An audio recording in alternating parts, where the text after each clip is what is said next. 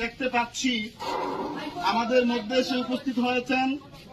বাংলাদেশ জামাত ইসলামীর কেন্দ্রীয় মজলিস শুরার অন্যতম সদস্য, সিলেট জেলার সম্মানিত নায়েবে আমির, বিশ্বনাথ উসমানীনগর সংসদীয় আসনের জামাত মনোনীত প্রার্থী